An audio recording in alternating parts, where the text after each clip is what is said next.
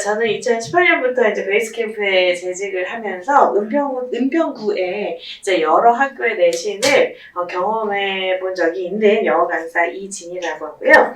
저랑은 오늘 같이 숭실고등학교 영어 내신의 특징을 한번 살펴보도록 하겠습니다.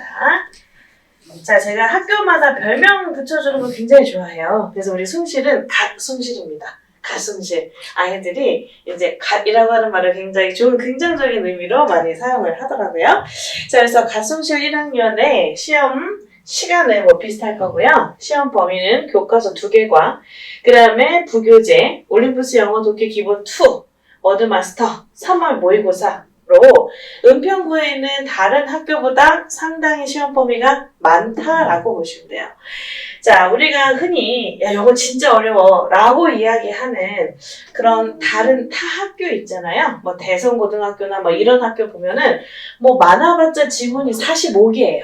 3개년 모의고사이기 때문에. 그러나 우리 숭실고등학교는 부교재 올림푸스 영어 독해 기본이 18문항, 그 다음에 워드마스터 고등어원이라고 하는 단어장이 따로 있습니다. 이 단어장은 한 데이에 30개씩 10개의 데이로 구성되어 있어요. 따라서 300개의 문장 플러스 300개의 예문이 존재한다 라고 보시면 되겠고요. 자, 그 다음에 3월 모의고사는 정말 독특하게 1번부터 45번까지가 다 들어가요. 그러니까 1번부터 45번까지 45개 플러스 여기 부교재에서 18개 플러스 300개의 예문 에다가 기본적으로 교과서 2개과가 들어간다. 이렇게 보시면 되겠습니다. 3월 모의고사 1번부터 끝번까지 다 들어간다는 것은 그 안에 당연히 듣기라고 하는 영역이 포함되어 있다는 거예요. 그러니까 시험 범위가 굉장히 많다. 그리고 할 것도 굉장히 많다. 이렇게 보시면 돼요. 듣기도 해야 되죠. 독해도 해야 되죠. 예문도 해야 되죠. 단어도 해야 되죠. 자, 문항수는 30문항입니다. 30문항 중에서 지금 보시면 교과서 1과에서 3문제, 2과에서 3문제. 부교재는 제가 아까 전에 총 부교재에서 공부했던 지문이 몇 개라고 했는지 기억하세요? 18개예요. 자, 18지문 중에서 8지문이 나온 거예요. 그렇기 때문에 부교재는 타율이 굉장히 좋죠. 거의 2개 공부하면 그 중에 하나는 나온다 시험에. 이렇게 생각을 해주셔야 돼요. 학교 선생님들께서 부교재에 굉장한 힘을 쏟고 있다라고 보시면 돼요. 그거는 조금 뒤에 말씀드릴 그 시험의 그 문제의 배점을 봐도 알 수 있습니다. 부교재에 배당된 배점이 가장 높아요. 그 다음에 어휘교재에서 5문항이라고 되어 있는데 5문항은 아니고요. 제 생각에는 여기 외부 지문 1문항 등장한 아이까지 다 우리가 어휘 문제로 쳐야 됩니다. 그러면은 어휘책에서 6문제가 나왔느냐? 그건 아니죠. 왜냐면 6문제, 아이고 제가 필기가 되는 줄 알았는데 필기 안 돼요. 6개 곱하기 보기 항이 5개씩 있어요. 그러니까 30문제가 나온 거예요. 우리가 300개의 단어 그리고 300개의 예문을 공부했는데 그 중에 30문제가 나왔다. 그러니까 한 10분의 1 정도는 10개를 외우면 그 중에 하나 정도는 시험에 나온다. 이렇게 보셔야 됩니다. 자, 모의고사에서는 5문항이 출제됐는데 이 5문항 중에서 절반은 듣기고 절반은 독해로 출제가 됐어요. 듣기까지 놓치지 않겠다라는 이제 그런 마음을 알 수 있는 거고요. 외부 지문 1문항은 제가 출처를 못 찾아서 외부 지문 이렇게 적어놨는데 이것도 어휘 문제라고 보셔야 됩니다. 그래서 학교 선생님들이 요구하는 바가 굉장히 많다. 시험 범위가 많고 할 것이 많다. 그리고 그 중에서 가장 힘을 쏟고 계신 부분은 부교재이다. 이렇게 우리가 알 수 있을 것 같아요. 자, 그래서 이제 문제 유형과 출제, 배점 이런 것들은 제가 지금 나눠드린 요 시험지 같이 보시면서 요 표를 보시면 조금 더 명확하게 아실 수 있을 것 같습니다. 이 시험지를 보시면 맨 위에, 맨 오른쪽에서 이제 두 번째 보시면 학기말 반영 비율이라고 되어 있어요. 네. 학기말 반영 비율이 30%라고 되어 있어요. 그렇죠? 이 학기말 반영 비율이 35%인 것이 약간 일반적인데 자, 우리 그 숭실고등학교는 30%다. 이 말은 우리가 중간고사를 100점 맞아도 그게 나중에 결국 30점으로 이제 환산이 되어서 반영이 된다는 뜻이죠. 그러면 기말고사도 30점으로 환산이 돼서 반영이 될 겁니다. 그럼 중간고사와 기말고사 사이에 이 40점에 해당되는 것은 우리가 어디에서 점수를 얻을 수 있나요? 수행평가. 그렇기 때문에 기말고사랑 중간고사보다 훨씬 더 중요한 것이 수행평가다. 이렇게 보시면 되는데 아이들이 자꾸 수행평가는 왜냐면 40점 만점에 40점이 그대로 들어가기 때문에 환산돼서 들어가 있지 않기 때문에 그만큼 비율이 큰 거예요. 근데 이제 많은 학생들 같은 경우 수행평가를 그냥 숙제라고 여기는 경향이 있습니다. 그래서 숙제 뭐 안 해가도 우리 뭐 별 타격이 없죠. 그렇기 때문에 이게 수행평가에서 점수를 많이 깎아먹는 경향이 있어요. 절대 그러시면 안 되고요. 요거는 이제 제가 저기 뒤에 제가 가르치는 학생들이 앉아있기 때문에 요 기회를 틈타서 수행평가 절대 까먹지 마시고요. 일정 까먹지 마시고요. 혹시나 학교 선생님께서 뭔가 써와야 된다라고 하면은 수행평가 저한테 보내주십시오. 반드시 저한테 보내주셔서 제가 첨삭을 한 다음에 제출할 수 있도록 하시고요. 대신에 항상 말씀드리지만 막 새벽 3시에 보내고 이거 언제까지니? 그러면 내일 아침이요. 이렇게 하시면 안 돼요. 제가 볼 수 있는 시간이 굉장히 적잖아요. 그쵸? 그리고 또 하나 수행평가 보낼 때 선생님 이거 봐주세요 하고 사진을 찍어서 보내는 애들이 있습니다. 그럼 제가 첨삭을 해줄 수가 없어요. 사진을 위에다가 첨삭을 할 수가 없으니까 항상 한글 파일이나 뭐 텍스트 파일로 저한테 보내주시면 제가 이렇게 비중이 많이 들어가는 수행평가 다 첨삭해드립니다. 자, 그래서 우리 1번부터 5번까지는 모의고사, 이번에 3월에 본 모의고사 듣기가 들어가 있습니다. 그러니까 대본은 똑같아요. 대본은 똑같지만 문제가 바뀌었다. 라고 보시면 되겠습니다. 내용 파악 위주고요. 시험지 보시면 아시겠지만 4번 문제와 5번 문제는 보기량이 영어예요. 그렇기 때문에 내가 내용을 반드시 숙지를 하고 그리고 보기량을 봐야지 그렇지 않으면은 이 보기량을 해석하는데 시간이 많이 걸려요. 그래서 4번 문제의 3번 보기량 해석하고 있는데 5번 문제가 나오는 거죠. 듣기가. 그러면 이제 그 뒤는 해석이 안 됩니다. 반드시 내용을 먼저 숙지해야 한다.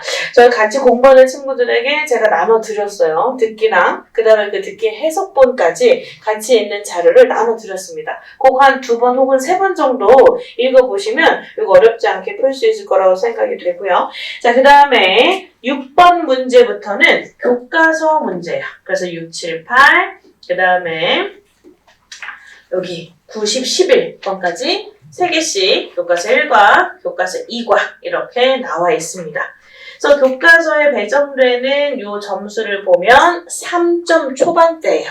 그러니까 3.1, 뭐 3.3, 3.1 뭐 이렇게 되는 거죠. 그렇죠? 물론 이제 3.6 이러면서 빈칸에 조금 고난이도 문제가 배치가 되었으나 요것은 뭐 다른 저기들 부교재에 비하면 굉장히 높은 점수는 아니다. 이렇게 보시면 될 것 같고요.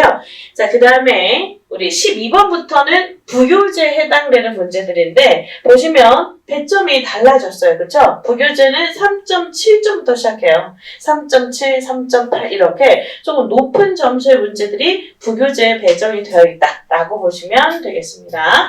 자, 그 다음에 제가 이렇게 빨간색으로 표시해 놓은 부분은요. 빈칸 문장을 변형한 거예요.